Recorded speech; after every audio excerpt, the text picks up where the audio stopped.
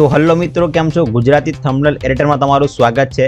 તો આજે આપણે ગુજરાતી પોડકાસ્ટ થંબનેલ એડિટિંગ કરવાના છીએ। સૌથી પહેલા આપણે યુટ્યુબમાં જઈને સર્ચ કરશું શું, તો આપણે એક થંબનેલ બનાવ્યું છે અમેઝિંગ દ્વારકા પોડકાસ્ટ માટે। તો આપણે તેને સર્ચ કરશું સૌથી પહેલા તો અમેઝિંગ દ્વારકા। હવે આપણામાં જે બેસ્ટ લાગશે તે આપણે થંબનેલ અહીંયાથી ક્રિએટ કરશું। જે આપણું થંબનેલ બનાવેલું છે બરાબર। હવે નીચે જશું, નીચે આ બી આપણું થંબનેલ બનાવેલું છે, આ બી આપણું થંબનેલ બનાવેલું છે। તો મોસ્ટ ઓફલી થંબનેલ જે બધા છે બરાબર આપણા બનાવેલા છે। આની અંદર અમેઝિંગ દ્વારકા જે પોડકાસ્ટ ચેનલ છે બરાબર, તેમાં થંબનેલ આપણા બનાવેલા છે અમેઝિંગ દ્વારકા। અહીંયા આપણે પરેશ ગોસ્વામી કરીએ, જે હમણાં આપણે થંબનેલ બનાવ્યું છે, એટલે બહુ પહેલાં બનાવ્યું હતું। તો જોઈ શકો છો કે આ થંબનેલ તમે જોઈ શકો છો, એની ઉપર વ્યૂ જોઈ લો, કેટલા વ્યૂ આવ્યા છે પહેલાં જોઈ લો। પોડકાસ્ટની અંદર જોઈ લો, બંને થંબનેલ આપણા બનાવેલા છે, પરેશ ગોસ્વામી વાળા બંને થંબનેલ તમને દેખાતા હશે બરાબર, તે આપણે બનાવેલા છે। તો જે પહેલું પોડકાસ્ટ છે બરાબર, જેમાં પરેશ ગોસ્વામી ને હતું દારૂનું મોટું વ્યસન, તેમાં તમે જોઈ શકો 258K વ્યૂ આવ્યા છે। તમે જોઈ શકો છો 11 મહિના પહેલા જે આ આપણે થંબનેલ બનાવ્યું હતું અને એમણે જે પોડકાસ્ટ બનાવ્યું હતું। હવે આની અંદર જોઈ લો જે બીજું છે બરાબર, તેની અંદર તમે જોઈ શકો છો હવામાનની આગાહી કઈ રીતે કરે છે હવામાનના નિષ્ણાંત પરેશભાઈ ગોસ્વામી। તો એમાં પણ તમે જોઈ શકો છો 41K જેટલા વ્યૂ આવ્યા છે। એટલે કે આપણે આ બંને કમ્પેરિઝન કરીએ તો આપણે કયું થંબનેલ બનાવવું જોઈએ, તો આપણે જે છે બરાબર આ વાળું થંબનેલ આપણે બનાવશું। એન્ડને થોડી સ્કીપ કરી દઈએ। તો આપણે જે આ વાળું થંબનેલ છે બરાબર, તેને આપણે ક્રિએટ કરશું। જોઈ શકો છો પરેશ ગોસ્વામીને હતું દારૂનું મોટું વ્યસન, તે આપણે થંબનેલ આ ક્રિએટ કરવાના છીએ। બહુ જ સરસ થંબનેલ છે। સૌથી પહેલાં તો આપણે અહીંયાથી 1 મિનિટ લિંક શેર કરીએ, કોપી કરી લઈએ અહીંયાથી હું તમને બતાડી દઉં યુટ્યુબ થંબનેલ ડાઉનલોડ।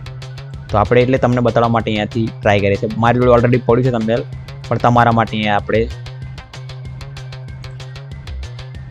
જોઈ શકો છો આ હતું પોડકાસ્ટ, જેમાં 200 ને કેટલા વ્યૂ આવ્યા છે જોઈ લઈએ એકવાર। 258K જેટલા વ્યૂ આવ્યા છે। 258K વ્યૂ બહુ જ સારો વ્યૂ આવ્યા છે। હવે હું તમને થંબનેલ બતાડી દઉં। તો આ હતું આપણું જે થંબનેલ ક્રિએટ કર્યું છે બરાબર। તો આજે આપણે આ થંબનેલનું ફૂલ બ્રેકડાઉન જોવાના છે, તે પણ ગુજરાતી ભાષામાં। જો તમે પણ ગુજરાતી ભાષામાં થંબનેલ એડિટિંગ કરવા માંગતા હોય તો આ ચેનલને સબસ્ક્રાઇબ જરૂરથી કરી રાખજો, અને તમારો કોઈ મિત્ર હોય જે ગ્રાફિક ડિઝાઇનિંગનું કામ કરતો હોય તેને આ વિડીયોની લિંક જરૂરથી શેર કરી લેજો। તો આ વાળું જે થંબનેલ છે તેને આપણે એકદમ બ્રેકડાઉન કરવાના છે, જે મેં કઈ રીતે બનાવ્યું, કેવી પ્રોસેસ હતી અને શું મારું આઈડિયા હતો। તો ચાલો વિડીયો સ્ટાર્ટ કરીએ। તો અહીંયા આપણે ફોટોશોપને ઓપન કરશું। સિમ્પલી મેં ફોટોશોપ ઓપન કરી રાખ્યું છે। હવે આપણે સ્ટેપ બાય સ્ટેપ જશું કે શું અહીંયા મારું લક્ષ્ય હતું અને કેવી રીતે મેં થંબનેલને એડિટિંગ કર્યું હતું। સ્ટાર્ટિંગમાં મને એવું લાગ્યું કે આની અંદર થોડો બ્લુ કલર આપણે એડ કરશું તો વધારે સારું રહેશે, એટલે મેં થોડું પહેલાં તો એક કલર એડ કર્યો હતો, જે એકદમ ડાર્ક બ્લુ જેવો કલર હોય તેવો મેં એડ કર્યો હતો। હવે મને એવું લાગ્યું આની અંદર થોડું બેકગ્રાઉન્ડ મિક્સર હોવું જોઈએ, તો મેં એક ફોટો એડ કર્યો હતો કે જે હવામાનની આગાહી કરતો હોય એવું બધું હોય, એટલે કંઈ રફ ફોટો આપણે એડ કર્યો હતો। બેકગ્રાઉન્ડ આમાં કંઈ જરૂર હતું નહીં, પણ મને એવું લાગ્યું થોડું એડ કરશું તો સારું રહેશે, એટલે મેં એડ કર્યો હતો બરાબર। કારણ કે આમાં તો આપણે દારૂ વિશે વાત હતી, પણ એવું લાગ્યું કે મને થોડું બેકગ્રાઉન્ડ હોય તો થોડું સારું લાગે, એટલા માટે આપણે એક બેકગ્રાઉન્ડ એડ કર્યું હતું। એની ઉપર મને પછી થોડુંક આ એક પટ્ટો એડ કરી દો, જે મેં ટેક્સ્ટને હાઇલાઇટ કરવા માટે, એટલે દારૂ અને હાઇલાઇટ કરવા માટે મેં આ જે પટ્ટી હતી તેને બનાવી હતી બરાબર। તો આ પણ આપણે કંઈ યુઝ કરી નથી એ ટાઈમે।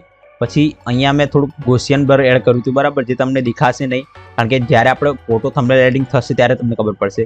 હવે અહીંયા જોઈ શકો છો થોડાક ઝાંડ એવું મેં એડ કર્યું હતું, એ પણ કંઈ ખાસ તમને નજર નહીં આવે, કારણ કે આ જે બેકગ્રાઉન્ડની વાત છે બરાબર, જ્યારે આપણે ક્રિએટ કરતા હોઈએ ત્યારે તમને બધું દેખાશે, પણ જ્યારે અહીંયા આપણે બનાવતા હોય પ્રોસેસ હોય ત્યારે તમને કંઈ દેખાય નહીં। હવે વાત કરીએ કે જે બેકગ્રાઉન્ડ મેં એડ કર્યું હતું બરાબર, જે અહીંયા લારીવાળું એવું, તો એ હું અહીંયાથી ઓવરલે કર્યું હતું। જ્યારે સામાન્ય હતું ત્યારે આ ટાઈપનું દેખાતું, અને ઓવરલે કર્યું ત્યારે આ ટાઈપ દેખાય, અને ઓબેસિટી મેં 51 કરી ત્યાંની, તો કંઈક આ રીતે તમને જોવા મળશે। પછી અહીં મેં શું કર્યું, અહીંયા કશું નહીં, એક ટેક્સ્ટ માટે મેં પટ્ટી એડ કરી હતી। ટેક્સ્ટ માટે આપણે પટ્ટી એડ કરી બરાબર। પહેલાં હું તમને બતાવી દઉં ફોટો કેવી રીતે આપણે એડ કર્યા હતા। તો આપણે 2 ફોટા એડ કર્યા હતા બરાબર। તો ક્યાં ગયો ફોટો, તો જો આપણે જે હોસ્ટનો ફોટો છે બરાબર, જે આપણે એડ કર્યો હતો હોસ્ટનો ફોટો, એક સાઈડ હોસ્ટનો ફોટો હતો, બીજી સાઈડ ગેસ્ટનો ફોટો હતો। તો આ 2 ફોટા આપણે મેન છે બરાબર। હવે આપણે થોડુંક અહીંયાથી વચ્ચે થોડો શેડો એડ કર્યો હતો, કારણ કે દારૂની બોટલ થોડી હાઇલાઇટ થાય તે માટે, અને એની અંદર આપણે દારૂની બોટલો એડ કરી હતી, તમે જોઈ શકો છો બરાબર। હવે આપણે થોડુંક 2 સાઈડની લાઇટ પાડવાનું હતું, એટલે શું કે જે ગેસ્ટ અને હોસ્ટની વચ્ચે થોડું ડિફરન્સ ના દેખાય એટલે થોડું લાઇટ પાછળથી લેશું. તેના માટે મેં બે થોડા શેડો એડ કર્યા હતા, લાઇટ શેડો, બરાબર. તમે તમારા સ્ક્રીન પર જોયું બે શેડો આપણે લાઇટ એડ કર્યા છે. હવે જે આપણા જે મેન હાઇલાઇટ છે, બરાબર, તે વધારે થતું હતું તો મેં થોડું નીચેથી એક બ્લેક શેડો આપ્યો એટલે થોડુંક ક્લિયર દેખાય. અને મને એવું લાગ્યું કે અહીંયા થોડો ગ્લાસ બાસ મૂકશું દારૂનો થોડું વધારે સારું લાગશે એટલે મેં થોડુંક અહીંયાથી ડાર્કનેસ એડ કરી અને થોડું ટેબલ જેવું એડ કર્યું. ટેબલ ઉપર આપણે થોડું અહીંયાથી એક દારૂનો ગ્લાસ એડ કર્યો હતો. હવે એવું લાગતું હતું કે આ થોડું રિયલિસ્ટિક નથી એટલે મેં શું કર્યું, નીચે શેડો બે બનાવ્યા, બરાબર. તમે તમારા સ્ક્રીન પર બે શેડો મેં એડ કર્યા એટલે એકદમ જેવું લાગતું હશે કે અહીંયા જ દારૂનો ગ્લાસ પડ્યો છે, બરાબર. તો આ હતો આપણો એકદમ પ્રોસેસ. હવે વાત કરશું આપણે ટેક્સ્ટ કેવી રીતે એડ કર્યા. તો ટેક્સ્ટ આપણે પહેલાં સૌથી પહેલાં ટેક્સ્ટ બે બનાવ્યા છે, બે, બરાબર. પરેશ ગોસ્વામીને દારૂનું વ્યસન હતું, કંઈક આ રીતે હતું. હવે જે હતું દારૂનું મોટું વ્યસન એમાં આપણે દેખાતું નહોતું એટલે મેં થોડું અહીંયા પટ્ટી એડ કરી. તો તમે તમારા સ્ક્રીન પર પટ્ટી એડ કર્યા પછી તમને કંઈક આ રીતે એકદમ ખતરનાક લાગતું હશે, બરાબર, એકદમ ચકાસ. પછી મેં થોડું અહીંયાથી હાઇલાઇટ એડ કરવા માટે થોડુંક અહીંયાથી એક શેડો એડ કર્યો વ્હાઇટ કલરનો અને એની ઉપર પણ ફેસ પર ગ્લો થવા માટે એક શેડો એડ કર્યો હતો. તો આ હતી આપણી પ્રોસેસ જે આપણે થંબનેલ એડિટિંગ કરતા હતા, બરાબર.